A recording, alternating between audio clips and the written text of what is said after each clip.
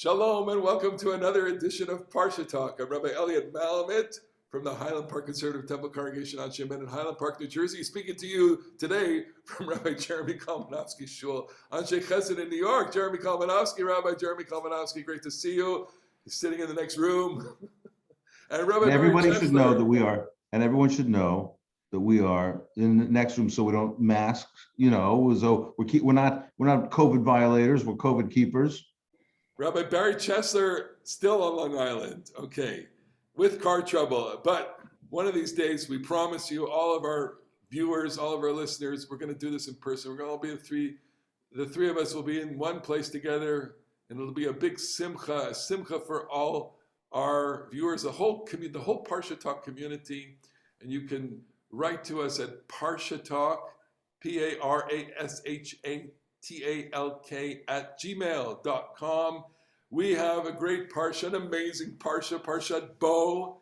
This picks up in the Exodus story, as we're all familiar with it, with plagues 8, 9, and 10, which they are Arba, Choshech, and Makat Bechorot. We don't have to talk about Arba and Choshech, locusts and darkness, even though there's so much to talk about, but we want to get to Makat Bechorot because, let's face it, it's the most interesting of all the plagues, okay?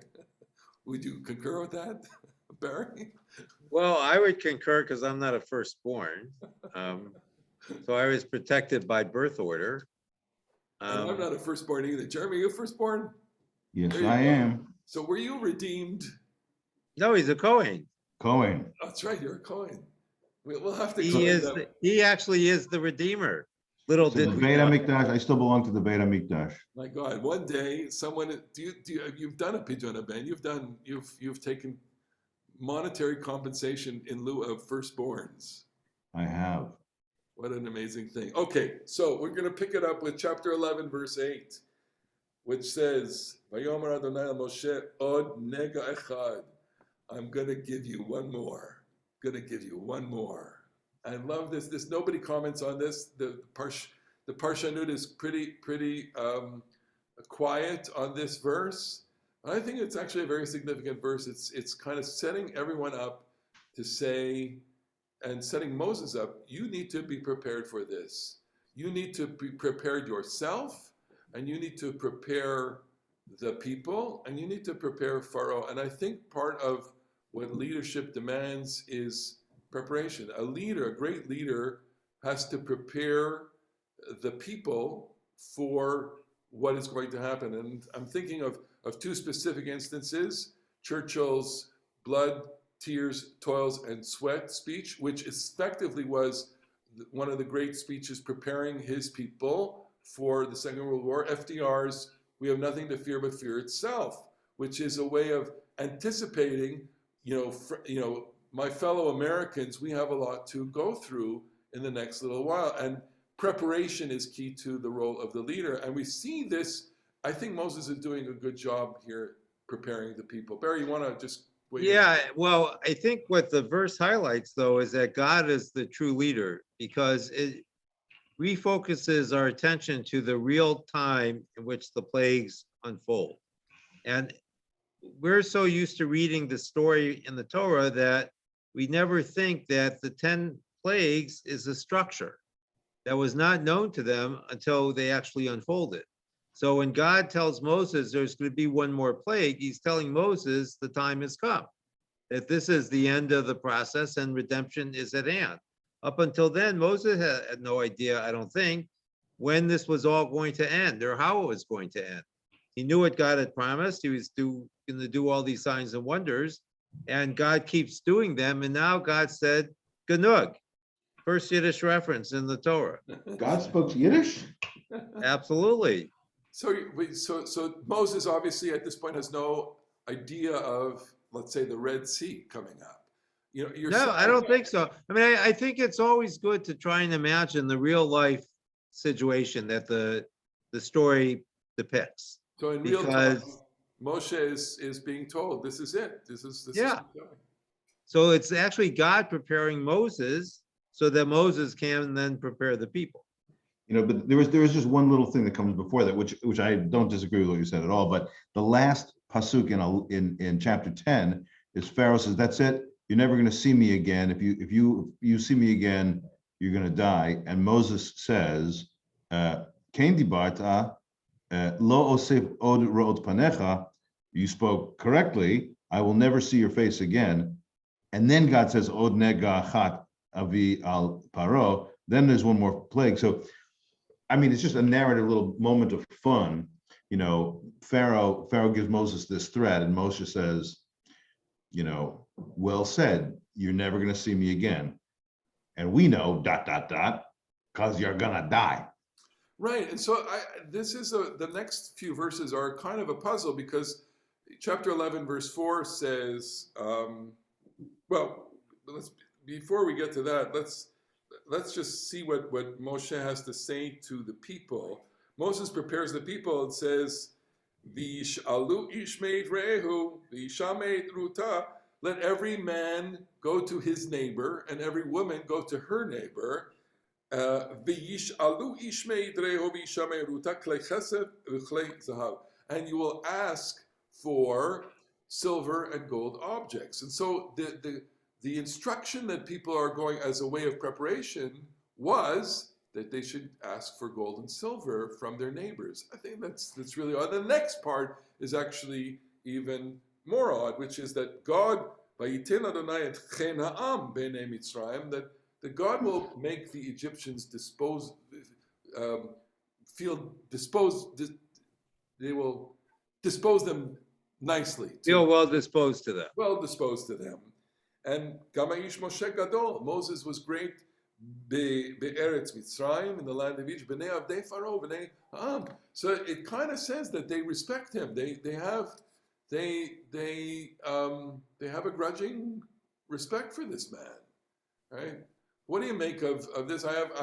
Maybe I'll give you my comment and see if you react to that, which is that this is important on the aspect of saying that there's really no bitterness between Israel and Egypt. In contrast to the way we regard Ammonites and Moabites who treated us with cruelty, we actually have to be benevolent to Egyptians. The Torah does tell us we shall not abhor Egyptians later on in the book of Dvarim. But with regard to Moabites and Ammonites, we can't let them into the people because they were cruel to us. So our problem is not against Egyptians. The Torah's problem is against Pharaoh. And it's God versus Pharaoh and not Egypt versus Israel, Israel versus Egypt. That's number one. Number two is we have to explain how they get gold and silver so that they can build the Mishkan later. And they can't get that stuff through by theft or by any other means. They have to get it legitimately. It has to be theirs. And therefore, it's a gift to them. I think as difficult as it is for some to read it this way, this moment is a moment of gifting. They're asking the Egyptians, like I'm sure we get solicited, please give us a gift. We would like to get a gift from you. And the gift is gold and silver, so that they have what they need for making the Mishkan. And the third thing is, this goes back all the way to the promise that God gave to Abraham at the beginning, which is that you will go out birchush gadol. You will leave Egypt with a lot of property. It doesn't make sense any way else to understand this. They're slaves, they have nothing, they barely have the clothes on their back. They barely have a domicile, they have no property, they have no wealth of any sizable quantity. So they go out with this and they have to get it some way. I don't know if you have a reaction to that. Go ahead. Well, it provides a nice bookend to the descent into Egypt, because that was a civil affair, meaning that people behaved civilly. And here at the very end, the Israelites' acquisition of the Egyptian property is not plunder, which one would expect, right? They're finally leaving after 200 or 400 years of slavery. They must feel entitled in some way to take whatever they can. And yet, the last thing that we see is a conversation that's intimated that they're going to have so that the Israelites can leave freely, and in the sense, the blessing of the Egyptians who give them the wherewithal with which they will leave. Yeah. And it's interesting, in the final moment between Pharaoh and Moses, which comes later in the Parsha, that Pharaoh actually wants the blessing, and Moses basically, pushes it. But that's reminiscent of the story of Yaakov and Pharaoh as Indeed, well. indeed. Yaakov and the angel, the wrestling companion there. I mean, it's, in terms of one population living inside another population, I think it's very unusual that they would have at least a set of relationships that did not consist of enmity. When you compare this, for example, to Eastern European Jews who live in a sea of, non-Jewish people who despise them and who actively collaborate against them in their destruction, it's quite stunning. It's quite stark. I teaching this passage, I made the comparison to, let's say, the massacre of the Celts Jews after the war. These Jews came back to Celts in Poland, and the people of the town basically got up and committed a pogrom, which resulted in Jews basically saying, "There's no future for us here. We're leaving," and they left in by the hundreds of thousands. But the survivors who came back to their little towns said, "There's no future for us." The Exodus story is not that story, and the Exodus story can't be read, in my opinion, with later Jewish history superimposed on it. I don't know. I mean, this is something that you It think can about. be or it cannot be. I think it's a mistake to do that. I think the Exodus story stands on its own, and we have a problem today. Maybe certain, when immersed as we are in the experience of the 20th century, it's hard to view our biblical history without the layers and layers of overlay of both the Holocaust and centuries of persecution. I think you're really on target about the way the story gets played out and the Egyptians' reactions. As you said in Deuteronomy, it says, "Lo tita'ev Mitzri." You can't hate an Edomite, ki achichahu. Esau's people, the Edomites, they are your brethren. Lo tita'ev Mitzri, ki ger hayita be'artzo. You can't hate the Egyptians because you were a stranger in their land. At one level, it seems like the point of that is to say, okay, I know that they abused you and slavery was terrible, but before that, you were starving to death in a famine. They brought you in and enabled you to thrive for a while. Right. So one way I read that is read the Deuteronomy passages to say that you can't let, or one ought not let, the negative parts of a relationship totally blot out the positive parts. And Egyptians, there's the Egyptians of the beginning of Exodus, but there's also the Egyptians of the end of Breshit who, come through for you. So maybe there's something there, but it is also true that you brought this up in a great way. This passage of them walking out with rechush gadol, with great abundance, as God had promised initially, foreshadows the building of the Mishkan. And everybody, reads, Exodus chapter 25 and on, where they build these ragtag slaves. They run into the desert. They're escaping Egypt. Where in the world do they have silver and gold and copper and all the linen and all the color stuff? Where'd they get all that stuff? Well, they got it from Egypt. So these passages sort of foreshadow those. We have a concept in halacha of mitzvah haba'a ba'avera, meaning a mitzvah accomplished by unethical or sinful means. You can't do that. You can't. The classical example is you can't steal a lulav and then do the mitzvah of shaking the lulav. It has to be, use good means for good ends. And I think that we, not just we modern commentators or we modern readers of the Torah, but I think classical ones too, it's a little sticky, this bit about we're going to walk out of Egypt with all their stuff. And so the commentators give lots of explanations that perhaps take a little bit off the edge. So for example, the word vayishalu could mean the word lishol in biblical Hebrew can mean borrow. And so the commentators work fairly hard to say, here it doesn't mean borrow. Elsewhere it means borrow. Here it just means request. It's a gift. It's not a loan. Because if it were a loan and the Egyptians were expecting that stuff back, then the whole Mishkan would be mitzvah ba'avera. The whole mitzvah would be built with ill-gotten stuff, and that doesn't appear right. And the other thing which I think is really relevant is which I think takes any nasty edge off of them walking out of Egypt with all the stuff, is that the Egyptians used their labor for free for all these years, and they owe them money. They owe them their wages. They owe them compensation. By the way, if anybody wants to dig into your back pocket for this one, I mean, in America right now, where we have conversations about whether the descendants of African slaves deserve reparations. If one wanted to make an argument like this would not be a bad set of biblical verses to say, if you've enslaved people, when it's time to go free, you got to compensate.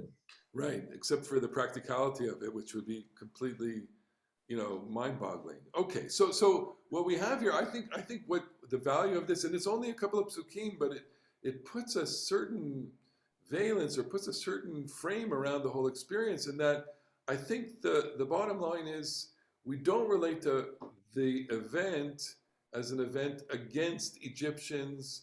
It's clearly designed as an event that pits Pharaoh against God, and Judaism commemorates it as such through the Korban Pesach early on, and of course through Pesach. I think we have to add a couple things here, and your remarks led me to think again what the real problem with the Exodus is. How do we know where the story actually ends? Is it at Kriyat Yam Suf? Is it at the entrance to the land of Israel in the book of Joshua? And we often overlook the answer that Sefer Shemot gives, which is at the end of the Exodus story is the building of the Mishkan. Yeah. And the Mishkan, by virtue of the fact that all the material derived from Egypt is inextricably linked to our ancestors' Egyptian experience. Okay. So and it's good to remember that, I think.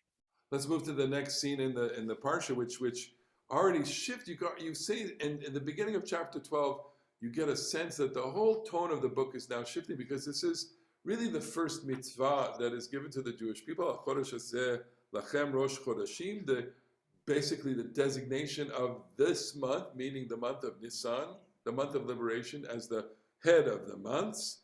And the Israelites are to take ish se levet avot, se lebayit, each man, household figure, that is to say, most likely, head of household, is to take a sheep for the household, se lebayit. And so, to make a long story short, they're supposed to slaughter the lamb at dusk, put the blood on the doorpost and the lintel, and they are to roast the lamb throughout the night, because they understand that at that night, during that night, sometime in the middle of the night, the destroyer will go about through the land of Egypt and slaughter the firstborn Egyptians, and that is when they are to prepare for the Exodus. They are to sit down at this meal, ready to go, basically, and they are to eat the meal with unleavened bread and on bitter herbs. And none of that happens, is what I'm saying. So first we want to go to the architecture of the evening. And I want you to react to an interpretation of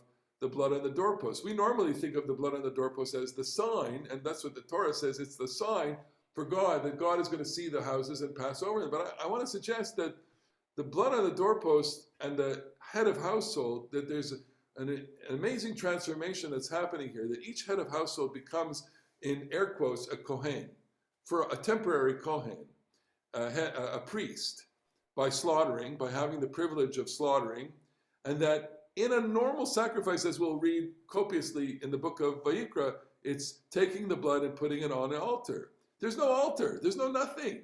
So where is he going to put it? He's going to put it on the prominent place of his domicile, which is the entrance, the doorway, and the lintel.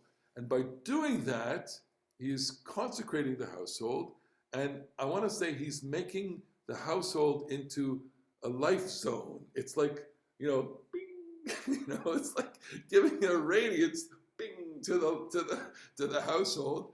And it's like, God has the view from 10,000 feet, that each household that has the blood on the doorpost is somehow radiating life force to the universe. And God knows to pass over that household because that's a zone where no death will enter. And the punchline here is that when it's in the middle of the night, at the end of chapter 12, Vayi b'chatzi halayla, the destroyer comes out, and Pharaoh, by a kamparo laila, Pharaoh gets up in the middle of the night. V'tihi tza'aka gedola b'Mitzrayim. There's a great cry in Egypt. Ki ein bayit asher ein shameh.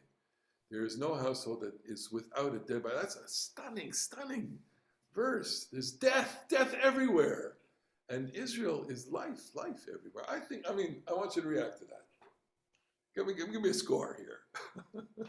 Well, it's a 9.5, except for the part where you think they didn't actually do the Korban Pesach. Okay, so give me your best shot. Give me your best shot. No, I mean, first of all, chapter 12, verse 29, Vayelchu v'yasu b'nei Yisrael, kasher tziva Adonai et Moshe v'Aaron, kein asu. The children of Israel did everything that God commanded Moses and Aaron. Yes, they did. So I think that that stuff, all that stuff does happen. They do eat the meal, and they do wait out the night. It's Leil Shimurim. It's the night of protection, and these things get executed. And that's what we can argue that better when we talk about the matzot. But I do think that. No, I'm saying they didn't eat the meal. In the picture, the way that this unfolds in real time, Barry, real time. And okay, so I think that what Jeremy wanted to say is that the chapter here is actually quite complicated. And we have read it many times, and we read it every year a couple of times. It's going to be part of the special Parsha of Parashat Chodesh, but right before Pesach. And the details don't quite fit together, which I think is why Jeremy and Elliot have such differing interpretations as to what actually happened, because I don't think that Elliot has completely made up his interpretation, although I have to agree with Jeremy that they had to eat the Korban Pesach because you can't bring a sacrifice that you don't eat from, as you describe it, as a Zevach Shlamim. That is the one requirement, is that you have to eat it. But I want to go back to something you said about the function of the blood. And when they put the blood over the lintel and the doorpost, they are in effect making their house into the Beit HaMikdash. Yeah. It is the holy place where God's presence can enter.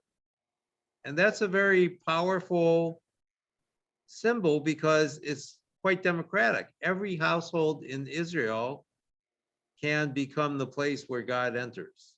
I like Well, that. first of all, I think that the marking of the blood, I mean, any really good poetic symbol has not one but multiple meanings. I mean, that's what makes something poetry, and this is just so incredibly rich. You know that the line in Ezekiel about God metaphorically finding the baby Israel, this little baby, mitposesed badamayich v'omalach bedamayich chayi bedamayich chayi. God says, in your blood, and blood in Hebrew is a plural word, like deer or fish, or I guess that's in English a singular. Whatever. Life. Mayim, chayim, all these things in Hebrew are plural words. So blood is a plural word, and the great rabbinic midrash is, in your bloods live dam pesach v'dam milah, dam brit. That the marking of this covenantal ritual, which is about flesh and blood, and the marking of the male infant, which is about flesh and blood. It's that near-death experience that produces life, and that's why this is such a powerful moment. You can imagine their houses, and I love what you guys said about the application of the blood as making the house into the altar. That's what one does. The pouring out the blood of any sacrifice on the altar. That's what happened in the temple. That's how the temple is cleansed at Yom Kippur. That's how with the sprinkling of the blood. That's how the atonement offerings, the chatat, all of those purification offerings. It's the application of blood to the altar. And so here too, you have to ask, there's some kind of purification thing that's going on. I would say it's like an escape, that Egypt is parsed in the tradition as being, 49 gates of Tum'ah. It's a place of dark magic and idol worship. It's a place of abuse. It's a place of dead, babies thrown into the Nile River. And we want to make it a place of life. And so there's a purification thing that is going on with the application of the blood here. And it provides a good counterpoint to the first plague, which brought death to the Nile, the blood. And here the blood brings life to the Israelites. Indeed. And there's also birth going on too. And many people have remarked that this is the blood of childbirth, also as in the birth of the nation. But the walking through a doorway. Indeed. With al shtei mezuzot v'al mashkot, and it also says, by the way, al shtei mezuzot v'al mashkot is the two side points and the top, but it also says with the dam asher basaf. Saf might mean a basin, like they've got the blood in a basin, and so they take the azov, the hyssop, and they use it like a paintbrush. But saf also means the what's that called? The threshold. The threshold. So you could imagine that the whole door, both side posts, the top point and the bottom point, are covered in blood. It's a birth canal, and they're leaving, from this Egyptian. You don't really want to say womb where they're born, although maybe it is. Maybe they've gestated as a people under this condition of slavery, but they're, in all events, they're going to go out. Like human birth is bloody, they're going to go out through this bloody canal, and they're going to enter the world, and they're going to have to grow up and live in it. It's like you said. Look, it's a multivalent, multivocal symbol. It can mean all of these things at the same time, and that's what ritual and that's what religion does. Religion has to kind of make so many different access points for meaning, so that a whole coalition of people can join together and maintain it. So I just want to go back for a second. Permit me to make one kind of debate on this korban zevach, that the korban pesach, that meal. So I read this and say that they didn't eat it because they waited the following morning to bake the unleavened bread. The dough was still unleavened. That's the miracle. The miracle of the dough was that it remained unleavened until the following morning, which is a text that we read in this Parsha. And then effectively, reading it this way, they leave the sheep, they leave it, the carcass, on the spit. It gets burned completely, and it's supposed to be an edible offering, but because they don't eat it, it emerges as an olah, which is the highest ranking offering. So many things are happening here simultaneously. One is they're supposed to sit down and eat a feast of joy and thanksgiving and possibly protection. It doesn't happen that way. They leave it on the spit, and therefore it becomes an olah. It's totally consumed. It reaches the highest rung of holiness in the scheme of sacrifices. They leave it there. Let's not forget that sheep, animals altogether, they're abhorrent to Egyptians. They're leaving all of that in Egypt. They're going out on an empty stomach, and they're not eating till the following morning, and they're compliant in the whole scene, which is so unusual for our very, very, we have a docile and compliant people, the Jewish people, right? Everybody always follows, and they don't complain ever. Everybody does whatever they ask. It's nobody. We're so pliable. We're so agreeable. Well, it's good that things haven't changed. Yeah, but I'm going to disagree with you about this for two reasons, or at least two, maybe more. The fact, and I will cop to the point, as Barry alluded to before, that there are some, stitchy spots in this thing where it seems like something maybe being told out of order. And the meaning of matzot, that it appears to be like it doesn't fit all that well in the meaning of that they leave out here carrying the dough and carrying the kneading troughs, which didn't rise, and they have to take it out into the desert. I concede that it's a little funky in terms of narrative, but I would just say two things. First of all, the fact that they went into the desert without a store of food means that they had to cook matzah. It does not mean that they did not have matzah the night before. It just means that the future amount of food is going to be with the matzah. But the second thing is, and this do get a little bit halachic, lo totiru mimenu ad boker, you're supposed to eat the korban pesach that night. It wouldn't become an olah, it would become notar. It would become sacrifice that you misapplied, that you mistreated, and you wasted. And I think that the idea of korban pesach is communal, covenantal meal for all the reasons that we said, the way we experience it now in our own version of the Pesach Seder. The point is that communion of human communion, that connection with God. God eats part of it in the form of, so to speak, in the form of the aroma, and humans eat their part in forms of the flesh. And that's where they all come together. I think they do that successfully. Otherwise, it's just a waste. And in fact, it's not just a waste like bummer, too bad they wasted it. No, it's a prohibited waste. It's lo totir min ad boker, don't leave it until the morning. By your system, they weren't compliant. They actually were disobedient. No, I think Elliot wants to say that they were pre-halachic. Okay, that might be true too. I want my sheep and I want to eat it too. You want to have your sheep and eat it I too. want to have my sheep and eat it too. Okay. Well, all right. So we disagree on that, and I think there's compelling case to be made in both directions. Although I would say, the thing that perhaps you need to answer is, so what is, you're saying that the dough that they baked the following day, kilo chametz, that wasn't yet leavened, that was leftover dough.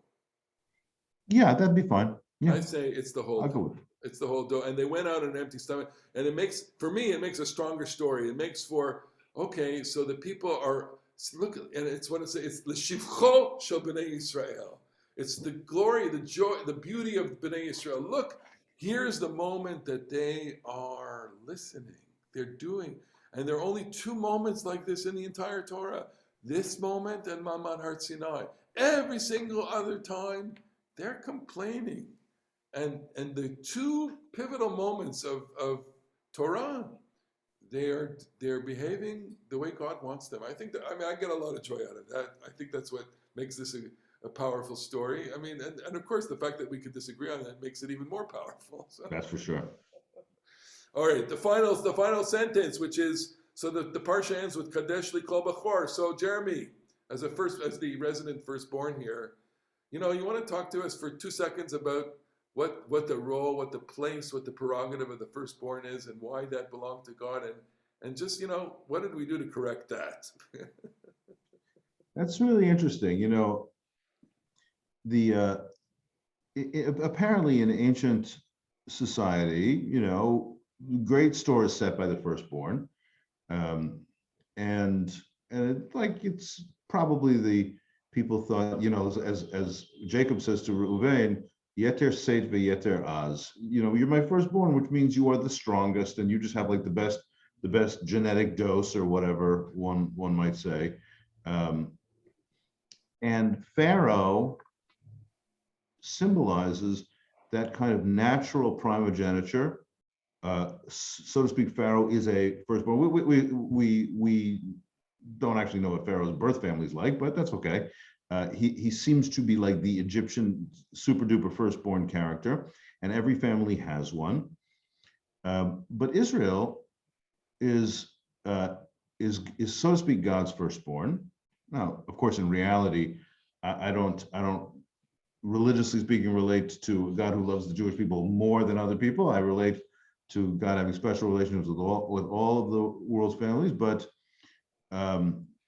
Israel in this story is portrayed as a special relationship with God. Israel is my firstborn, God says to Pharaoh, and it's not like that system that you have, where it's Yeter Seit veYeter Az. It's kind of a physical power. In Exodus 13, as you mentioned, it's Kadesh Li Kol Bechor. You should sanctify me, every firstborn animal, every firstborn human being. Some of those will go to be sacrificial animal. Some of those will be killed. Actually, if it's a non-sacrificial animal, ve'arafto, you chop off the back of its neck, and you should redeem and pidyon haben, your firstborn human children. But I actually think, we were joking before about Kohen and Levi and everything. The Jewish tradition has actually done something kind of interesting. In all of our stories where the secondborn supplants the firstborn, where the secondborn child actually proves to be kind of morally superior to the firstborn, and it's really the second who takes the leadership role, not the first. I think that there's something going on where the Torah is saying external power is a little, it's apt to delude you. You're apt to think that the exterior physical power is the most important thing, and firstborn is the most important thing. Actually, it's the moral supplanting of firstborn power. And in the book of Numbers, where there's this fairly elaborate thing where all the firstborns get replaced in the service of the temple with the Levite tribe.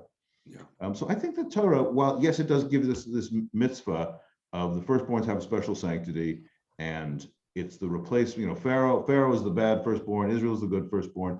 I actually think that the overall sweep of biblical religion is suspicious of firstborns and thinks that secondborns actually sometimes have something special that the apparently powerful firstborns don't have.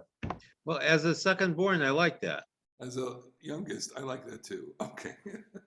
And anyway, we're way over our time, and as you can see, there's just so much to talk about with every amazing Parsha.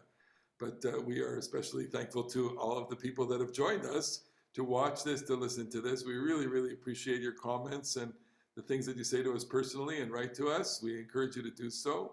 And we look forward to being with you again on the next edition of Parasha Talk. In the meantime, everyone, Shabbat Shalom. Shabbat Shalom. Shalom.